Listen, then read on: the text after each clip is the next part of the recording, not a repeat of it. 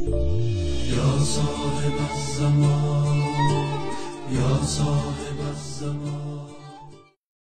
اعوذ باللہ من الشیطان الرجیم، بسم اللہ الرحمن الرحیم، الحمد للہ رب العالمین، والصلاة والسلام علی محمد وآلہ الطیبین الطاہرین۔ محترم ناظرین گرامی، آج ہماری گفتگو کا موضوع مولا امام زمان علیہ السلام کے ظہور کے وقت دنیا کس حالت میں ہوگی۔ محترم ناظرین گرامی، چاہیے تو یہ تھا کہ ہم غیبت کے زمانے میں لوگ جو ہیں وہ مولا کی غیبت سے عبرت حاصل کرتے اور اپنی طرف توجہ کرتے، اپنے اعمال کی طرف، اپنی زندگی کے ہدف کی طرف توجہ کرتے اور حقیقی معنوں میں منتظر بنتے مولا کے، اور اپنی اصلاح کرتے اور مولا کے ظہور کا جو راہ ہے اسے جلد ہموار کرتے، چونکہ مولا کا ظہور موقوف ہے کہ ان سے پہلے منتظرین کی اچھی خاصی تعداد جو ہے وہ تیار ہو۔ تو جہاں جو ہے اس زمانے میں کیسا ہوگا، اس حوالے سے ہم یہ بحث عرض کر رہے ہیں کہ تو حق تو یہ تھا کہ ہم لوگ تیاری کرتے، لیکن ہوائے نفس اور خواہشات نفسانی لوگوں پر غالب آ جائیں گی، اور دنیا اور بالخصوص دنیا اسلام جو ہے وہ ایک عجیب منظر اس زمانے میں پیش کرے گی۔ روایات نے اس زمانے کی عکاسی کی ہے کہ جس زمانے کے اندر مولا نے ظہور کرنا ہے، اور دنیا اور مسلمانوں کی اس زمانے میں کیا حالت ہوگی، کہ مسلمان زمانے کی حجت کی غیبت کی وجہ سے بجائے کہ اپنی طرف توجہ کرتے، اپنے اعمال کی طرف توجہ کرتے، لیکن غفلت کی حالت میں چلے جائیں گے، اور ایک عجیب ماحول ہوگا جس کے اندر ظلم و ستم، برائی، گناہ بڑھے گا، دینداری، دین جو ہے وہ ختم ہوگا، اور روحانیت، معنویت ختم ہو جائے گی، اور لوگوں کے اندر مادیت جو ہے وہ دن بدن بڑھے گی۔ تو اس زمانے میں مزید کیا ہوگا، اس کی تفصیل جو ہے وہ ہم دیکھتے ہیں کہ مولا امام صادق علیہ السلام نے بہت ہی واضح انداز سے اپنے اصحاب کو بیان فرمایا، کہ اس حوالے سے جو ہے ایک روایت آپ کی خدمت میں جو ہے وہ پیش کرتے ہیں، کہ اس حوالے سے جو ہے مولا کا فرمان آپ کی خدمت میں پیش کرتے ہیں۔ مولا امام صادق علیہ السلام فرماتے ہیں کہ جب تم دیکھو کہ ظلم و ستم عام ہو رہا ہے اور قرآن کو بالائے طاق رکھ دیا گیا ہے، یعنی قرآن مجید گھروں میں موجود ہے لیکن اس سے استفادہ نہیں کیا جاتا، اس کی تلاوت نہیں کی جاتی، اس کے معانی پر غور و فکر نہیں کیا جاتا، اور اس کی تفسیر ہوا و ہوس کی بنا پر کی جا رہی ہے۔ معصوم فرماتے ہیں کہ قرآن کی ہر کوئی اپنی مرضی سے تفسیر کر رہا ہے، نہ کہ جو اللہ اور اس کے رسول نے فرمایا اس کے مطابق نہیں، محمد وآل محمد کی تعلیمات کے مطابق نہیں ہے، بلکہ ہر کوئی اپنی مرضی سے جو ہے وہ تفسیر کر رہا ہے۔ اہل باطل اہل حق پر سبقت لے گئے ہیں، کہ اہل حق جو ہیں وہ سست پڑ گئے ہیں،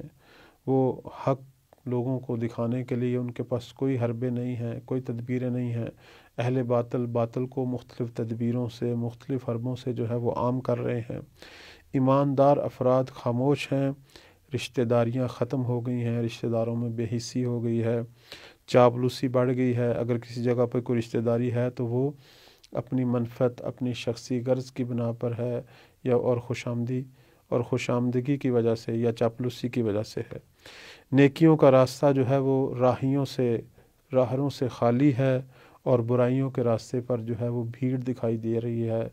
جہاں بدکاری ہے، جہاں برے کام ہوتے ہیں وہاں رش ہے،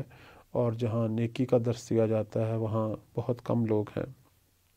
حلال کو حرام قرار دیا گیا ہے، اور حرام کو حلال شمار کیا گیا ہے۔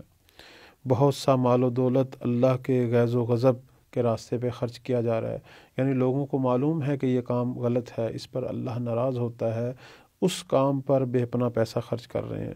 حکومتی اہلکاروں میں رشوت کے بازار گرم ہیں، بیہودہ کھیل اس قدر رائج ہو چکے ہیں کہ کوئی ان کی روک تھام کی جرات نہیں کر سکتا۔ اگر کوئی روکے تو اس کی بے عزتی کی جاتی ہے، اس کو معاشرے کے اندر جو ہے وہ دھتکارا جاتا ہے۔ قرآنی حقائق سننا لوگوں کو گراں گزرتا ہے، لوگ قرآنی حقائق نہیں سن سکتے، ان کے لیے سننا جو ہے وہ بہت مشکل ہے، لیکن باطل اور فضول باتیں سننا ان کے لیے بہت آسان ہے۔ غیر خدا کے لیے خانہ خدا کا حج کرتے ہیں تاکہ اپنے وہ جو کام کر رہے ہیں، اپنا وہ جو ان کا اقتصادی جو ان کے پروگرامز ہیں اس کے اندر ایک اعتبار حاصل کریں، اس کام کے لیے یعنی اقتصادی منفعت کے لیے یا شہرت کے لیے جو ہے وہ حج کرتے ہیں، نہ کہ اپنا فریضہ ادا کرنے کے لیے یا اللہ کی بارگاہ میں اپنے گناہ بخشانے کے لیے اور اللہ کی بارگاہ میں نیک صالح ہونے کا عہد کرنے کے لیے حج نہیں کرتے۔ جب لوگ سنگ دل ہو جائیں، احساسات اور عواطف کا جنازہ اٹھ جائے اور اگر کوئی امر بالمعروف نہی منکر کرے تو لوگ اس کو یہ نصیحت کریں گے کہ یہ تمہاری ذمہ داری نہیں ہے۔ ہر سال ایک نیا فتنہ، ایک نئی بدعت پیدا ہو رہی ہے، دین کے اندر نئی نئی چیزیں پیدا کی جا رہی ہیں۔ فرمایا تو جب تم یہ دیکھ لو کہ لوگوں کے حالات اس طرح کے ہو گئے ہیں تو خود کو محفوظ رکھنا اور اس خطرناک ماحول سے نجات کے لیے خدا کی پناہ طلب کرنا، کیونکہ ایسے حالات میں ظہور کا زمانہ جو ہے وہ نزدیک ہوگا۔ تو اب یہ روایت ایک سیاہ تصویر پیش کرتی ہے دنیا کی، دنیا اسلام کی، کہ اس زمانے کے اندر عام لوگوں کے اندر تو دوسری جو اقوام ہے، دوسرے جو ادیان ہیں، دوسری جو ملتیں ہیں، ان کے اندر تو بے پناہ گناہ اور بے پناہ فساد اور ظلم و ستم تو عام ہوگا، لیکن مسلمانوں کے معاشرے، مسلمان اقوام جو ہیں ان کے اندر بھی گناہوں کی سیاہی پھیل جائے گی، بے دینی بڑھ جائے گی، اسلام، قرآن، ایمان کا جو ہے وہ صرف نام رہ جائے گا۔ یعنی روایات دنیا کے بیشتر حصے کو جو ہے وہ سیاہ معنوں میں ہمیں دکھا رہی ہیں۔ تو سوال یہ پیدا ہوتا ہے کہ اس وقت سارے لوگ ایسے ہی ہوں گے؟ نہیں، بلکہ اس زمانے میں کہیں کہیں نور خدا بھی چمک رہا ہوگا، یعنی اس زمانے میں کچھ ایسے لوگ بھی ہوں گے کہ جو مولا کے ظہور کا حقیقی معنوں میں انتظار کر رہے ہوں گے، اپنے وظائف پر عمل کر رہے ہوں گے، امر بالمعروف اور نہی عن منکر کر رہے ہوں گے، خود بھی صالح ہوں گے اور لوگوں کی اصلاح کے لیے قدم اٹھا رہے ہوں گے۔ اگرچہ یہ لوگ ان اکثر لوگوں کے سامنے بہت کم ہوں گے، یعنی اس اکثریت کے سامنے یہ ایک اقلیت ہوگی، لیکن یہ اقلیت اتنی محکم اور مضبوط ایمان اور اتنے بلند و بالا عمل صالح کی مالک ہوگی کہ ان کے بارے میں روایات کے اندر ایک فرمان جو پیغمبر اکرم صلی اللہ علیہ وآلہ وسلم کی طرف سے ہماری کتب احادیث میں آیا ہے، فرماتے ہیں کہ اس مسلمان امت کے آخری زمانے میں ایک ایسی قوم آئے گی کہ جس کا اجر و ثواب صدر اسلام کے مسلمانوں کے برابر ہوگا۔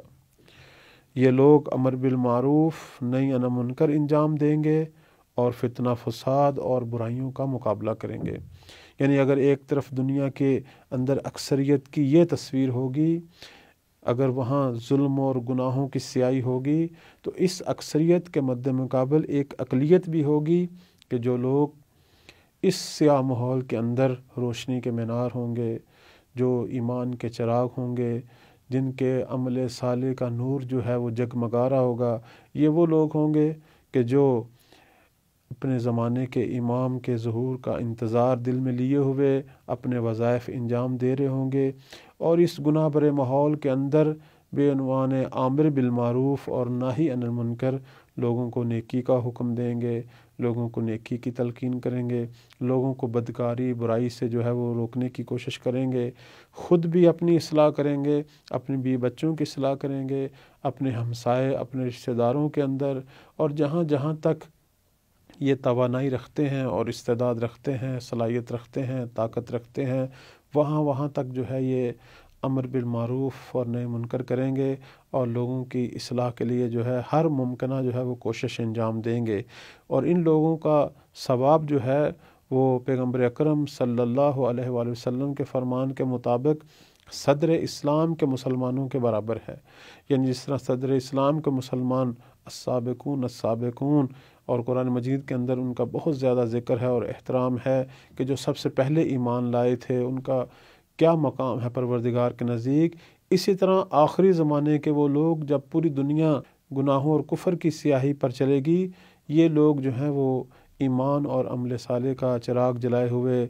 توحید پرست، دین پرست اور اپنے زمانے کے امام کی ولایت پر ثابت قدم لوگ جو ہیں، ان کا مقام بھی صدر اسلام کے مسلمانوں کے جو ہے وہ برابر ہوگا۔ تو اب ہم یہ دیکھ سکتے ہیں کہ امام زمانہ علیہ السلام کے ظہور کے وقت دنیا جو ہے اس کے اندر دو قسم کے لوگ ہیں۔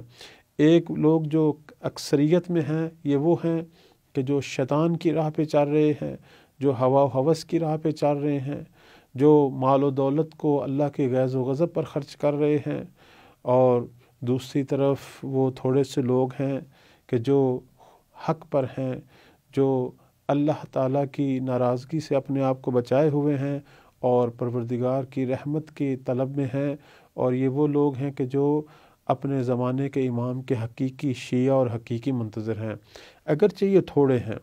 دنیا کی اکثریت کے مد مقابل یہ کم ہیں، لیکن جب مولا ظہور فرمائیں گے تو یہی اقلیت زمانے کے امام کی ہمراہی میں اور ان کی کمان میں دنیا کی اکثریت پر جو ہے وہ چھا جائے گی، اور دنیا جو ہے اس وقت مولا امام زمان علیہ السلام اور ان کے ان سچے انصار کی برکت سے ایک بہت بڑے انقلاب کا مشاہدہ کرے گی کہ یہ تھوڑے سے لوگ زمانے کے معصوم امام کی قیادت میں دنیا کی اکثریت کو شکست دیں گے اور دنیا کو تبدیل کریں گے، اور پوری دنیا جو ہے اس وقت اس اقلیت جو روشنی کے مینار ہوں گے اور وقت کے عظیم امام کی قیادت میں جب یہ آگے بڑھیں گے، پوری دنیا کے اندر جو ہے ایمان اور عمل صالح کا ماحول عام کریں گے، پوری دنیا پر توحید پرستوں کی حکومت ہو جائے گی، دنیا پر حق کا غلبہ ہو جائے گا، اور یہ وہی تعبیر جو پیغمبر اکرم صلی اللہ علیہ وآلہ وسلم کے اکثر فرامین جو اہل سنت اور شیعہ احادیث کی کتب میں موجود ہیں کہ جب میرا مہدی آئے گا تو زمین کو عدل و انصاف سے بھر دے گا جس طرح کہ وہ ظلم و جور سے بھری ہوئی ہوگی، یعنی زمین عدل و انصاف سے لبریز ہو جائے گی، زمین پر حق کا غلبہ ہوگا، زمین پر قرآن مجید کے معارف اور اس کی تعلیمات کا غلبہ ہوگا۔ ہماری بہت ساری روایات کہتی ہیں کہ امام جب ظہور کریں گے تو دنیا پر قرآن حاکم ہوگا۔ تو یہ اقلیت اگرچہ اقلیت ہے لیکن کم نہیں ہوں گے، ہو سکتا ہے یہ بھی ہزاروں لاکھوں کروڑوں میں ہوں، دنیا کی اربوں آبادی کے سامنے یہ اقلیت ہوں گے، لیکن اتنے مضبوط ہوں گے کہ جب انہیں معصوم امام کی قیادت ملے گی پوری دنیا کو منقلب کر دیں گے۔ اللہ تعالی ہم سب کو اسی اقلیت میں سے قرار دے اور ہمیں ان لوگوں میں سے قرار دے کہ جو مولا کے سچے منتظر ہیں اور ان کے ظہور کے سچے طالب ہیں اور ان کو مولا کی ہمراہی کا شرف حاصل ہو۔ والسلام علیکم ورحمۃ اللہ وبرکاتہ۔